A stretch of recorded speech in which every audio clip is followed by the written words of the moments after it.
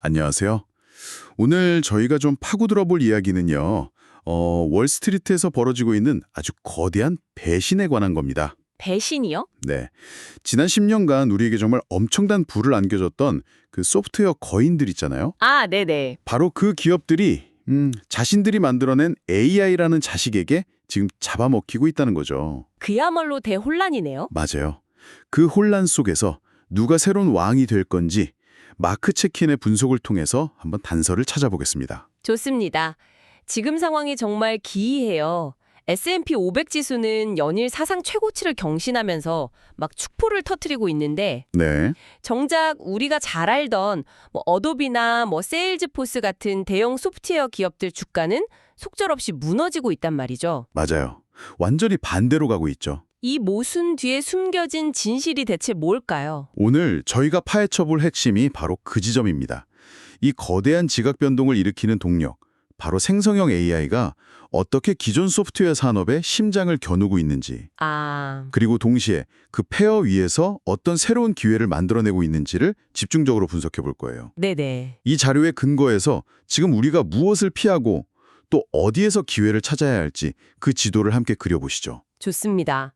그럼 먼저 비극의 주인공, 소프트웨어 산업의 현주소부터 짚어봐야겠네요. 네, 불과 몇 년 전까지만 해도 넷스케이프 창업자 마크 앤드리슨이 소프트웨어가 세상을 집어삼키고 있다고 선언했고 지난 15년간 그 말은 정말 현실이 됐잖아요. 현실이 됐죠. 특히 그 서비스형 소프트웨어, SaaS라고 부르는 거요. 아, 사스요. 맞아요. 매달 구독료 내고 쓰는 클라우드 기반 소프트웨어, 그게 정말 황금알을 낳는 거였죠. 그랬죠. 그런데 이 모든 판을 뒤엎어 버린 뭐랄까 게임 체인저가 등장한 겁니다. 바로 AI군요. 네, 바로 챗 GPT, 그리고 최근에 더 무섭게 부상하고 있는 클로드 같은 생성형 AI예요. AI가 소프트웨어 회사들을 위협한다는 게 그냥 AI가 코딩을 대신해 주니까 이런 단순한 이야기는 아닐 것 같은데요. 훨씬 더 근본적인 위협입니다. 핵심은요, 이제 사용자들이 이런 AI 도구를 이용해서 거의 무료로 혹은 아주 적은 비용으로 자신에게 꼭 맞는 맞춤형 소프트웨어를 직접 만들 수 있게 됐다는 점이에요. 아, 직접이요? 네, 이건 마치 예전에는 고급 레스토랑에 가야만 먹을 수 있던 요리를 이제는 밀키트랑 스마트 오븐으로 집에서 누구나 만들 수 있게 된 것과 비슷해요. 셰프의 역할이 사라지는 거네요. 그렇죠. 소프트웨어 회사의 역할이 근본적으로 바뀌고 있는 거죠. 내가 왜 매달 수십만 원씩 내면서 어도비 포토샵을 구독해야 하지? AI한테 이런 느낌으로 이미지 만들어줘라고 말하면 되는데 바로 이런 생각이 시장에 무섭게 퍼지고 있거든요. 그 말씀은 알겠습니다.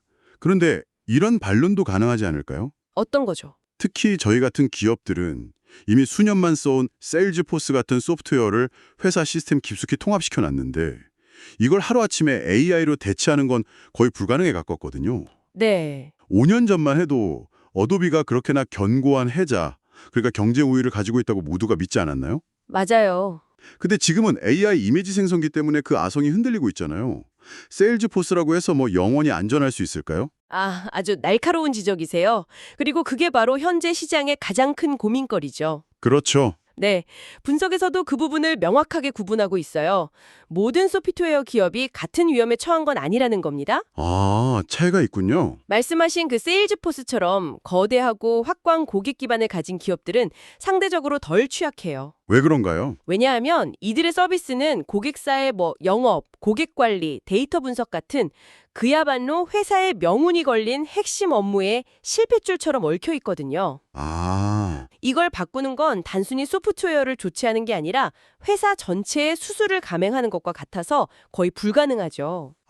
그러니까 시스템에 얼마나 깊숙이 박혀서 대체 불가능성을 확보했느냐, 그게 생존의 관건이라는 거군요. 정확합니다.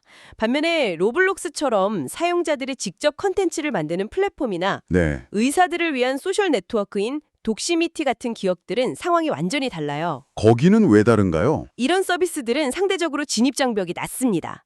자료에 따르면 누군가 클로드 같은 강력한 AI를 이용해서 의사들끼리 최신 논문 정보 공유하고 의료 기록 쉽게 관리하는 앱 만들어줘 라고 요구하면 네. 독시미티랑 아주 유사한 서비스를 만들어내는 게 기술적으로 전혀 어렵지 않다는 거예요. 와. 결국 소프트웨어 산업에서 유일한 진입장벽은 이미 확보된 고객 기반인데 그 기반이 약한 기업들은 AI로 무장한 새로운 도전자들에게 속수무책으로 당할 수 있다는 거죠. 그렇다면 이 모든 상황을 고려했을 때 지금이 폭락한 우량 소프트웨어 주식들을 저가에 매수할 절호의 기회일까요? 많은 분들이 이름 있는 회사니까 언젠간 오르겠지 하면서 소위 물타기를 고민할 것 같은데요. 자료에서 내리는 결론은 아주 단호합니다. 어떤데요? 아니요입니다. 지금 주식을 사는 건 날아오는 창을 맨손으로 잡으려는 것과 같다고 비유해요. 와, 아주 고통스러운 비유네요. 그렇죠. 단순히 주가가 많이 떨어졌다는 이유만으로 매수하기엔 너무 이르다는 겁니다.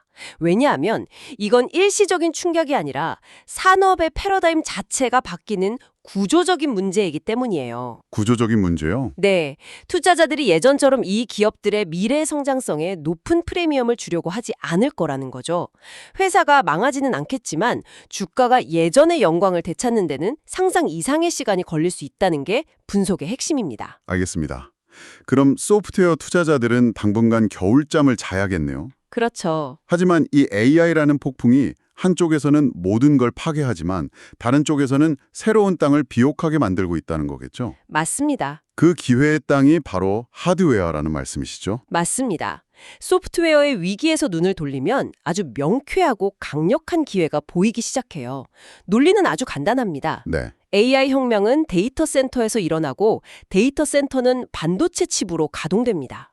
엔비디아나 AMD가 만드는 바로 그 칩들이요? 그렇죠. 그런데 이 비싸고 강력한 칩들에게 가장 치명적인 약점이 뭘까요? 약점이요? 고장이겠죠? 바로 고장입니다. 신뢰성이죠. 신뢰성이라. 하긴 수십억짜리 AI 모델을 학습시키다가 칩 하나 때문에 전체가 멈춘다. 상상만 해도 끔찍하네요. 그렇죠. 이건 단순한 품질 문제가 아니라 전체 비즈니스를 마비시킬 수 있는 핵심 리스크군요. 바로 그겁니다. 여기서 AI 붐의 진짜 숨은 수혜주가 등장해요. 아, 1850년대 골드러시 시대에 금 캐러 간 사람들보다 그들에게 청바지랑 곡괭이, 사월 팔았던 사람들이 더 큰 부자가 됐다는 이야기 들어보셨죠? 네, 그럼요. 유명하죠. 지금이 바로 그런 상황이라는 겁니다. AI 칩을 직접 만드는 엔비디아도 대단하지만 그 칩들이 안정적으로 작동하는지 테스트하고 품질을 보증하는 곡괭이와 삽 같은 역할을 하는 기업들에 주목해야 한다는 거죠. 아, 과실을 직접 따먹는 기업이 아니라 그 성장에 필수적인 인프라를 제공하는 기업을 찾아라. 바로 그거죠. 흥미롭네요. 단순히 반도체라는 꼬리표만 보고 투자할 게 아니라 그 생태계 안에서 어떤 역할을 하는지 깊이 들여다봐야 한다는 거군요. 맞습니다. 자료에서는 이런 유망 기업을 찾아내는 구체적인 필터링 전략도 제시하고 있던데요. 네, 아주 실용적인 4가지 기준이 있습니다. 첫째, 중형주에 집중합니다. 거인을 피하라. 네, 이미 모두가 알고 있고 주가도 너무 많이 오른 엔비디아 같은 거인을 피하는 거죠. 둘째, 시장보다 높은 성과를 내야 합니다. 주가 상승률이 S&P 500 지수보다 높아야 해요. 시장을 이끌어가는 주도주를 찾는 거군요. 맞습니다. 시장의 흐름에 끌려가는 게 아니라 시장을 이끌어야죠. 세 번째 기준이 특히 흥미롭던데요. 스마트 머니의 유입을 확인하라는 거예요. 여기서 말하는 머니플로우라는 지표가 정확히 뭔가요? 좋은 질문입니다.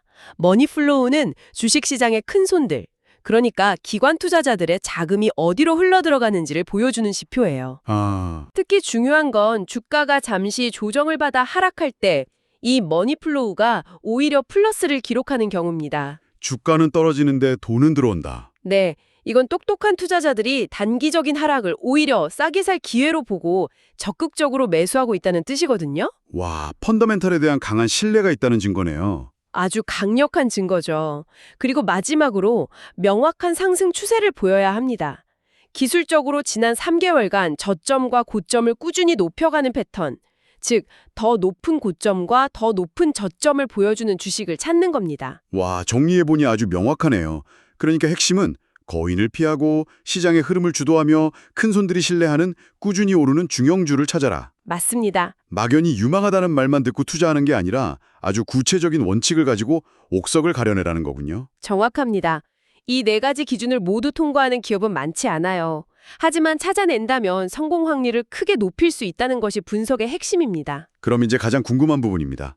그 까다로운 기준들을 모두 통과한 기업들은 과연 어디일까요? 네, 자료에서 지목한 첫 번째 회사는 어딘가요? 엔토 이노베이션, 티커는 NTO입니다. 엔티오요? 네, 이 회사는 반도체 칩의 품질을 검사하는 아주 정교한 장비와 소프트웨어를 만들어요. 아, 전형적인 곡괭이와 섭기업이네요. 그렇죠. AI 칩 제조사들이 생산량을 늘리면 늘릴수록 엔토의 장비는 더 많이 필요하게 되는 구조입니다. 주가 차트를 보면 작년 12월에 중요한 저항선을 뚫고 강하게 상승한 후에 최근까지 아주 건강한 조정을 거치고 다시 힘을 모으는 이상적인 모습을 보여주고 있어요. 사업 모델도 AI 트렌드에 딱 들어맞고 기술적인 패턴도 좋군요. 그런데 이런 장비 회사는 경쟁이 치열하지 않나요? 물론 경쟁사들이 있죠. 하지만 엔튜는 워렌 버핏이 말하는 아주 강력한 경제적 해자를 가지고 있어요. 경제적 해자요? 바로 거대한 기존 고객 기반과 신뢰도입니다. 생각해보세요. 수조 원을 투자해서 데이터 센터를 짓는데 칩 검사 장비를 검증되지 않은 새로운 회사의 제품으로 바꿀 수 있을까요? 아, 못 바꾸죠. 시간과 안정성이 생명인 이 산업에서는 한번 신뢰를 쌓은 기업에 계속 주문이 몰릴 수밖에 없는 구조예요. 이게 바로 엔투의 강력한 경쟁 우위라고 분석합니다. 알겠습니다. 신뢰가 곧 돈이 되는 시장이군요. 두 번째 기업은 어떤 곳인가요? 엠코 테크놀로지, 티커는 AMKR입니다. AMKR? 이 회사 역시 반도체 테스트 서비스를 제공하지만 추가로 패키징을 전문으로 해요. 패키징이요? 네, 아주 미세한 반도체 칩을 외부 충격으로부터 보호하고 다른 부품과 전기가 통하도록 포장하는 매우 중요한 공정이죠. 아하. 이 기업의 주가는 지난 1월 세계 최대 파운드리 업체인 대만의 TSMC가 예상을 뛰어넘는 실적을 발표하면서 업계 전반의 기대감으로 불기둥처럼 솟아올랐어요. 아, 그때 반도체 관련주들이 다 같이 축제 분위기였죠? 근데 잠깐만요. 그때 주가가 급등한 게 혹시 숏 커버링 때문은 아니었을까요? 숏 커버링이 아니라는 게 왜 중요한 건가요? 그게 진짜 매수세와 어떻게 다른지 간단히 짚어주실 수 있을까요? 핵심을 짚으셨네요. 숏 커버링은 주가 하락에 베팅했던 투자자들이 손실을 줄이기 위해 어쩔 수 없이 주식을 다시 사들이면서 일시적으로 주가가 급등하는 현상이에요. 기업 가치와는 상관없는 거네요. 그렇죠. 기술적인 수급 현상일 뿐이죠. 그런데 엠코의 경우는 달랐습니다. 많은 주식들이 단기 급등호에 힘없이 흘러내렸지만 엠코는 그 상승세를 유지하면서 다시 전고점을 향해 나아가고 있거든요. 이건 최초의 급등이 단순한 거품이 아니라 산업 전체의 펀더멘털 개선에 기반한 진짜 매수세였음을 증명하는 것이라고 분석합니다. 그렇군요. 자료에서는 현재 반도체 산업 전체가 스페인어로 불붙었다는 뜻의 운 후에고 상태라고 표현할 만큼 뜨겁다고 말합니다. 네. 마지막 세 번째 기업은 앞선 두 곳과는 조금 다른 턴어라운드 사례라고 들었어요. 이런 이야기가 더 흥미진진하죠. 네, 바로 엔페이즈 에너지, 티커는 ENPH입니다. ENPH? 이 회사는 태양광 패널에 들어가는 마이크로 인버터라는 핵심 반도체 부품을 만들어요. 네. 방금까지 AI 칩 얘기하다가 웬 태양광이요? 그렇게 생각하실 수 있어요. 와, 이건 정말 생각지도 못한 연결고리네요. 다들 AI 칩만 이야기할 때 그 칩을 돌리는 전기까지 생각하는 건 차원이 다른 분석입니다. 그렇죠. 마치 골드러시 때 청바지를 팔았던 리바이 스트라우스처럼 전혀 다른 산업에서 기회를 찾는 거네요. 바로 그겁니다. 데이터 센터는 우리가 상상하는 것 이상으로 엄청난 양의 전력을 소비해요. 전기 먹는 하나 수준이죠. 그래서 데이터 센터를 운영하는 빅테크 기업들은 안정적이고 저렴한 전력원을 확보하기 위해 필사적이고 태양광 같은 대체 에너지에 대한 수요가 폭발적으로 증가하고 있습니다. 네. 엠페이지는 과거에는 시장 수익률보다 부진했지만 최근 약 한 달 전부터 시장을 압도하는 성과를 보이기 시작했어요. 바닥을 다지고 이제 막 상승으로 전환하는, 즉 턴어라운드의 강력한 신호가 나타난 거죠. 태양광 산업 자체에 대한 우려도 있지 않나요? 경쟁도 치열하고 정책 변화에도 민감하잖아요. 맞습니다. 하지만 그래서 더 매력적인 부분도 있어요. 자료에서는 비슷한 대체 에너지 기업인 블룸에너지와 비교하는데요. 네. 블룸에너지는 매출 대비 주가 비율 PSR이 20배에 달할 정도로 고평가 논란이 있는 반면 엔페이지는 4배 수준에 불과해요. 와, 차이가 파네요. 네, 훨씬 더 매력적인 밸류에이션을 가지고 있어서 안전망 없이 외줄타기를 하는 것 같은 부담이 훨씬 적다는 거죠. 리스크가 있는 만큼 더 신중하게 밸류에이션을 따져봐야 한다는 중요한 교훈을 주는 사례입니다. 그렇군요. 개별 종목들의 이야기도 흥미롭지만 이런 움직임들이 전체 시장에는 어떤 의미를 가질까요? 소수의 거대 소프트웨어 주식에서 반도체나 에너지 같은 다른 기술주로 자금이 이동하는 이 현상이 과연 건강한 신호라고 볼 수 있을까? 분석에 따르면 매우 건강한 신호로 해석됩니다. 정말요? 네, 그동안 시장이 매그니피센트 세븐으로 불리는 소수의 거대 기술주에만 지나치게 의존해왔거든요. 아, 그렇죠. 그러니까 시장이 매그니피센트 세븐이라는 7명의 슈퍼스타로만 이루어진 농구팀에서 이제는 금융, 산업, 에너지 같은 모든 포지션의 선수들이 골고루 득점하는 균형 잡힌 팀으로 바뀌고 있다는 거네요. 완벽한 비유입니다. 훨씬 건강해 보입니다. 네, 특정 종목 몇 개가 시장 전체를 끌고 가는 것보다 여러 섹터가 번갈아가며 상승을 이끄는 것이 훨씬 더 안정적이고 지속 가능한 강세장이라는 뜻이죠. 그리고 이 현상이 특정 시기에 전형적인 패턴을 따르고 있다는 점이 아주 흥미로워요. 어떤 패턴이에요? 자료에서는 현재 시장이 2026년, 즉 미국 중간 선거가 있는 해에 나타나는 전형적인 패턴을 완벽하게 따라가고 있다고 분석합니다. 중간 선거가 있는 해 패턴이요? 그게 구체적으로 어떤 건가요? 역사적으로 미국 대통령의 4년 임기 중에서 중간 선거가 있는 해가 주식시장에 가장 약한 해였어요. 아, 그래요? 네, 보통 연초에는 강세를 보이다가 선거가 다가오면서 정책 변화 등에 대한 불확실성이 커지는 9월 말경에 조정을 받는 경향이 있거든요. 그렇군요. 따라서 현재의 강세 흐름에는 동참하되 하반기로 갈수록 신중한 자세가 중요해질 것이라는 게 자료의 전망입니다. 다만 아직은 방어적으로 자세를 바꿀 때는 아니라고 명확히 선을 긋고 있어요. 아, 아직은 아니다. 네, 시장의 체력이 약해지는 신호가 나타나기 전까지는 현재의 흐름을 즐길 필요가 있다는 거죠. 오늘 이야기 정말 흥미롭네요.